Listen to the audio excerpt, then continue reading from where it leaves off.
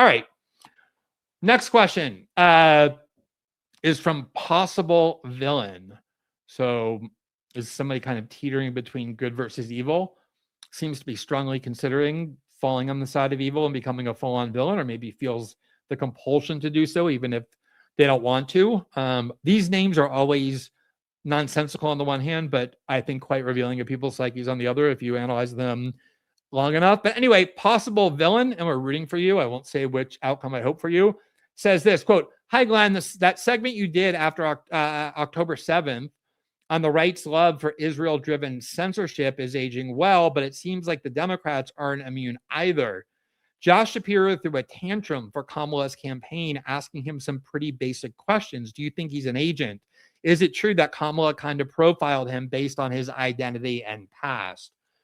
Well, first of all, let me just say that long before October 7th, I have been talking about the Israel exception to the First Amendment, the fact that a huge amount of censorship, yes, has been devoted to conservative students on campus and very left-wing climates and the like, but the primary target of 7th, by now it's not even close, but even before October 7th, the primary target were outspoken effective Israel critics. I mean, friend of the show, Norman Finkelstein, got approved for tenure based on his scholarship by a committee, and Alan Dershowitz went on a crusade against him, arguing that he was too hateful of Israel to be promoted, and the offer of tenure was withdrawn. So many professors getting fired.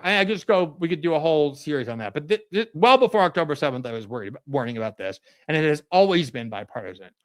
Obviously, since October 7th, it has intensified enormously. And one of the primary strategies that has been used to effectuate censorship is the one that is always used. It's the one that the liberal left used in the age of peak wokeism. Oh, look, there are these victim groups. They're very marginalized. They're very vulnerable.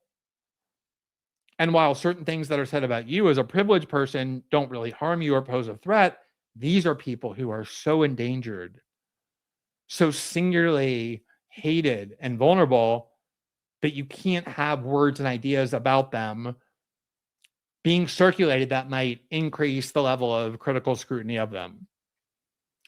And for a decade, the American right, and this is one of the common ground that one of the common grounds that I had with them, was that they were relentlessly, viciously mocking this mindset as based on what is this on this very un-American idea that you're entitled to, as an adult, we're not talking about elementary school, to go as an adult and not hear things in classrooms that make you feel unsafe, even though they're just words.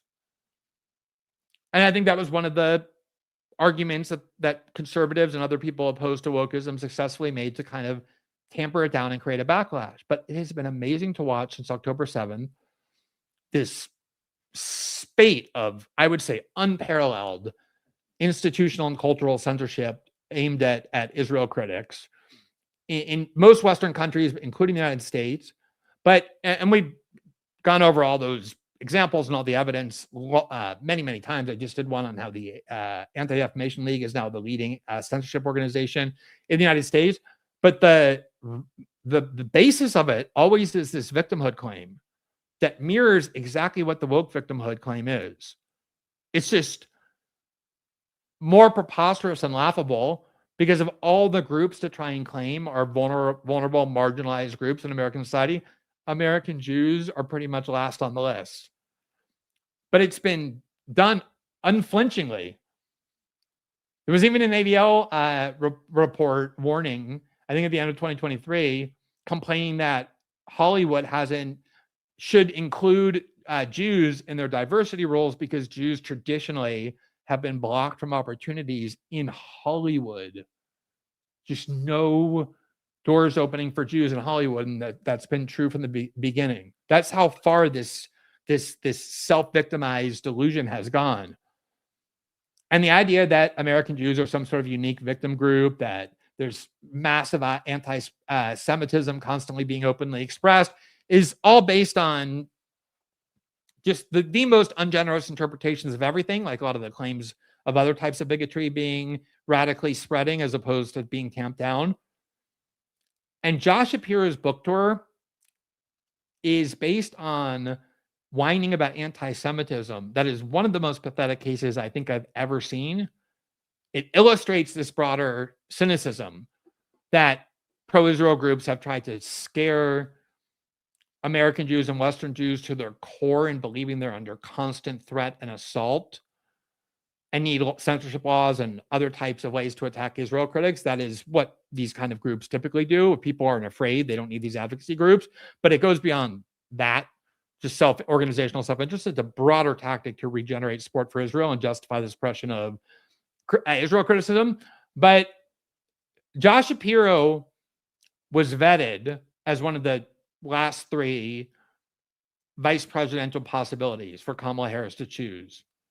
It was Josh Shapiro, the governor of Pennsylvania, Mark Kelly, the senator from Arizona, and Tim Walz, the governor of Minnesota. And one of the reasons, because a lot of people thought, oh, of course it should be Josh Shapiro. He's the governor and very popular in one of the most important states in this election, Pennsylvania. And one of the reasons they didn't pick Josh Shapiro, but picked Tim Walz instead, is because they perceived him as a slimy opportunist who would have no loyalty to the administration or to anyone else but himself if they won. And there weren't very many views of the Kamala Harris campaign that ended up vindicated, but that was definitely one of them, because in this book, he's basically accusing the Kamala Harris campaign of anti-Semitism because they asked him about whether he has any ties to the Israeli government still. Now, when you vet a candidate for the highest office in the land, and that's vice president as well as president, almost nothing is off limits. I mean, nothing is off limits because you're petrified that there are things lurking that you don't know about that are going to be discovered by somebody else, and it can destroy the campaign. It's notorious for anyone who becomes a nominee or is vying for the nomination or wants to be chosen for vice president has every aspect of their life completely picked apart. And only one person in the history of this process that I'm aware of has not only complained about it, but called it anti-Semitic, and that's Josh Shapiro in his book. Now, if the Harris campaign just asked him out of nowhere based on nothing, hey, by the way, do you have any ties to Israel? I still think that would be a legitimate question for a lot of reasons, but at least I could understand the view that that's a little strange. What makes this so unbelievable is that Josh Shapiro was actually an agent of the Israeli government as an adult. He worked for the Israeli government. He was an employee of the Israeli government. He got paid by the Israeli government to carry out work on behalf of the Israeli government. He also, in his own words, did volunteer work for the IDF. He never enlisted in his own country's military that he wanted to lead. He never joined the military of the United States. But he went to Israel and did volunteer work for the IDF. So had he not been asked this, it would have been one of the most ridiculous and pathetic things ever, because it would have been only because they were afraid to ask questions that they would ask any other candidate about any other country. But they didn't. They said, hey, we need to know, do you still have these ties? This could be brought up.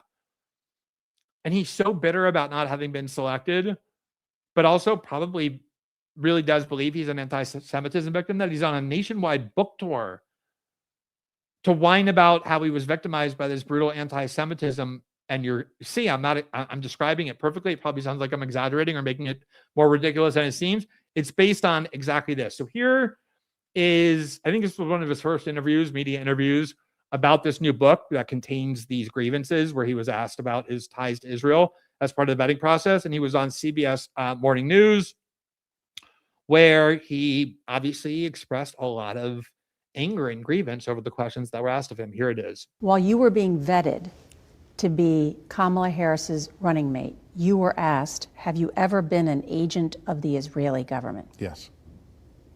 And they also asked you if you were a double agent for Israel. They actually asked if I was an agent and if I had ever spoken to an undercover, agent of the Israeli government.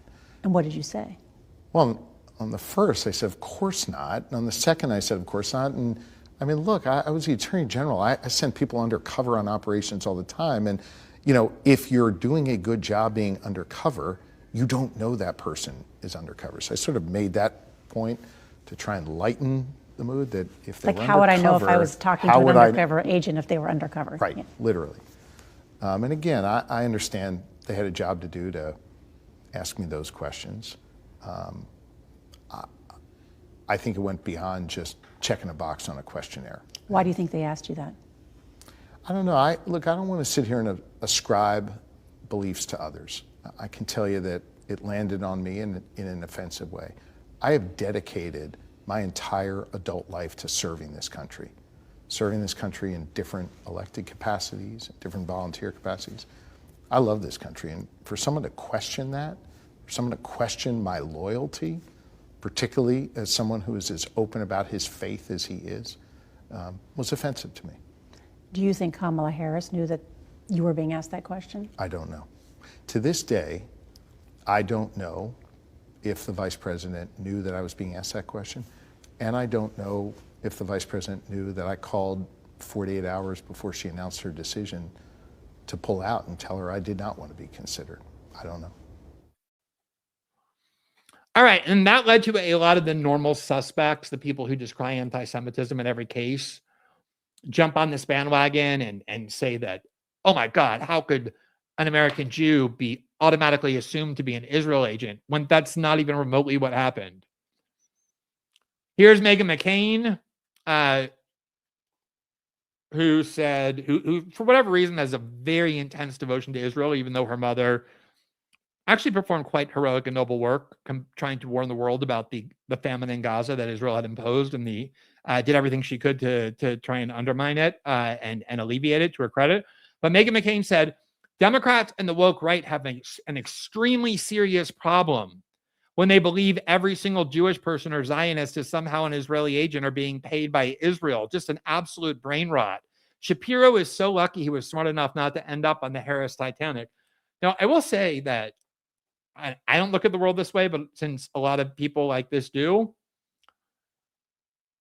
to claim that it's the Democrats who have huge, unique problems with Jews and with Jews in politics because they all believe that they're secret agents of the Israeli government is such a bizarre claim to make for so many reasons, starting with the fact that forever, large supermajorities of Jews have voted for the Democratic Party, not the Republican Party. Going all the way back to at least FDR and their support of the New Deal and civil rights legislation under LBJ. I mean, the Jews in the Democratic Party have been like this, and Republicans have largely been anathema to Jews. Already kind of a strange claim to make that the Democratic Party hates Jewish politicians because they assume they're sinister and working for Israel, when American Jewish voters feel a far greater affinity toward Democrats than they do to Republicans. On top of that, the Democrats already had a Jewish vice presidential candidate. His name was Joe Lieberman. And he wasn't just like a Jew, like a secular Jew. He was a mega religious Jew, a absolutely fanatical supporter of Israel, a hardcore Zionist, was part of this trio with John McCain and Lindsey Graham that wanted war in the Middle East for Israel all the time. The Republican Party has never nominated a Jew for the national ticket, and the Democratic Party was the one that nominated the first ever in history. Again, this is not how I look at the world, but for people making these claims, these seem relevant to that claim that the Democrats all hate Jews. And then on top of that, I don't have exact numbers in front of me. I found them last week, but I think something like 93% of Jews who are in Congress are Democrats. I think it's all 10 Jewish Democrats are Jewish senators are Democrats.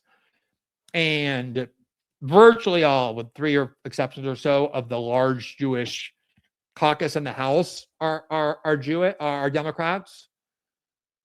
To say nothing of the fact that it was Joe Biden that financed and armed the Israeli destruction of and genocide in Gaza for 2 years, and that Democrats have been as pro-Israel and beholden to AIPAC as anybody. It's just such a, beyond this specific of the Josh Shapiro case, do you see just the level of intellectual deceit that you need to reach for to try and claim that, oh, Josh Shapiro was victimized by systemic anti-Semitism within the Democratic Party? Now, here is Jeffrey Goldberg, who is not only the editor-in-chief of The Atlantic, but he himself didn't just go do volunteer work for the IDF, as Josh Shapiro characterized what he did.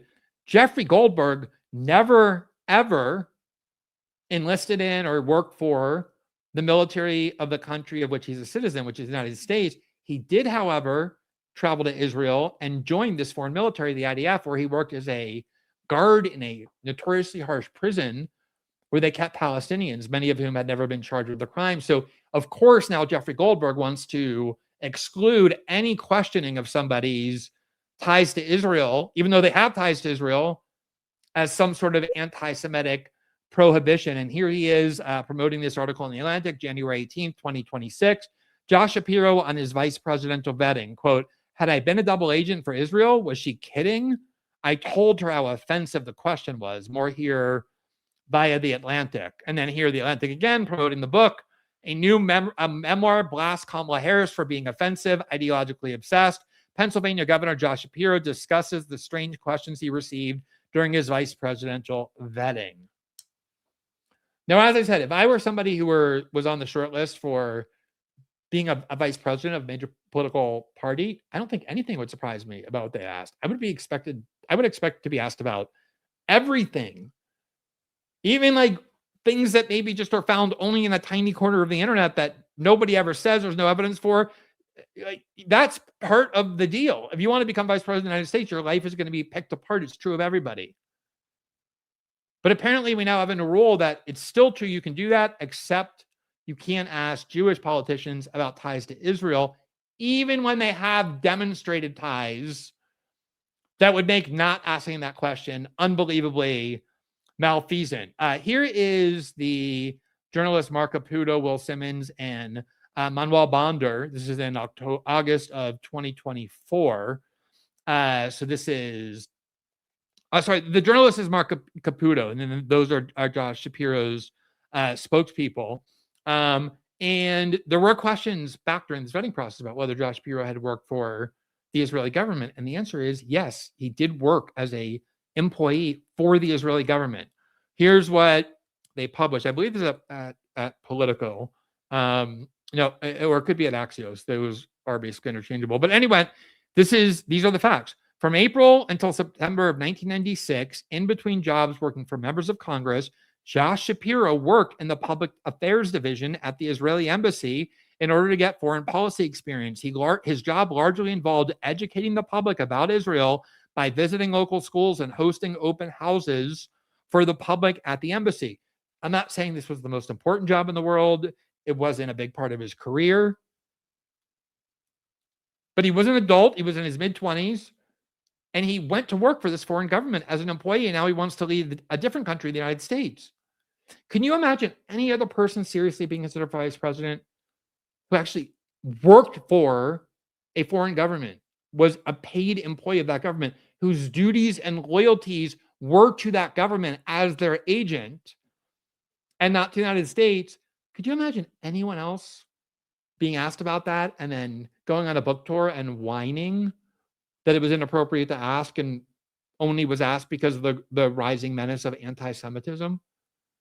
Do you see the constant exceptions and licenses so many of these people are creating for themselves to push this narrative that anti-Semitism is everywhere? So he did work for the Israeli government. He was a paid agent of the Israeli government. That is just a fact. Now, on his other ties to Israel, it doesn't just end there. Here's the Times of Israel in August of 2024. Josh Shapiro seeks to downplay his time as an IDF volunteer after college op-ed resurfaces. So Josh Shapiro wrote an op-ed in college boasting about and touting the importance of the work that he did, not for the U.S. military, but for the Israeli military. He went to Israel to work in what he called a volunteer capacity for the IDF. And here's what he was then saying when it became an issue, quote, "I was 20, says Pennsylvania governor and potential VP nominee about the op-ed titled Peace Not Possible, in which he described himself, quote, as a Jew and a past volunteer in the Israeli army."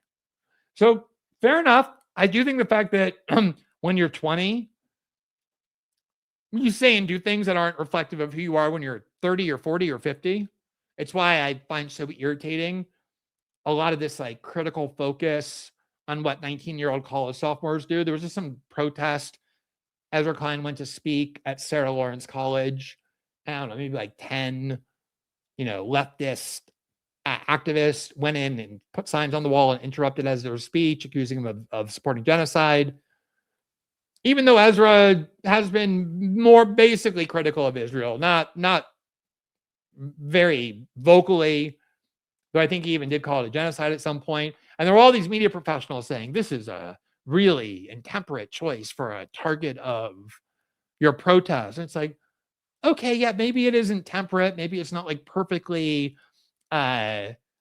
designed, but they're 19, they're 20. They're acting out of all kinds of motives and impulses and emotions and passions that have nothing to do with the kinds of more pragmatic considerations that you might learn and then apply when you're older. And it's just such a bizarre demand. So yeah, I accept the fact that he was 20 when he wrote it, but it was a not-bad saying like Israel's neighbors are too violent or too whatever, and therefore there can't be peace between Israel and its neighbors. And his qualification that he included in his own words was that he was a past volunteer in the Israeli army.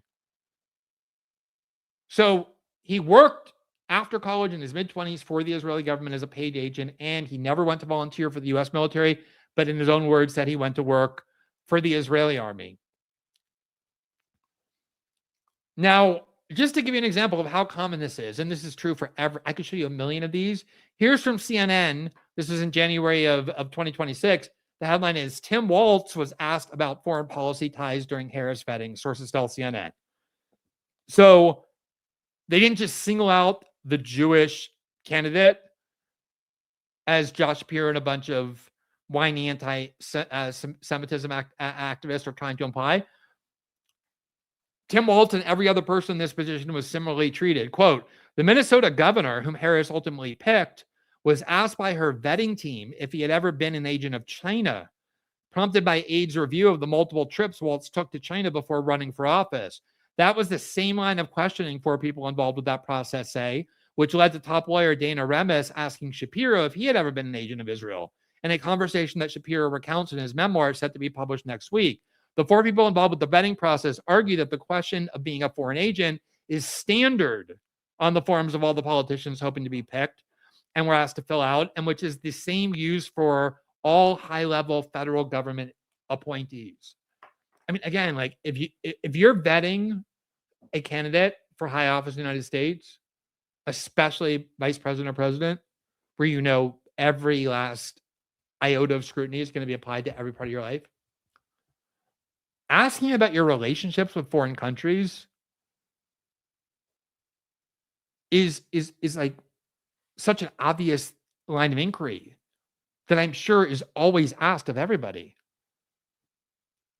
Tim Walz's ties to China were far less extensive than Josh Shapiro's, at least from what we know. And Tim Walz was asked, like, have you ever been an agent of China? Did you ever work for Chinese government-affiliated groups?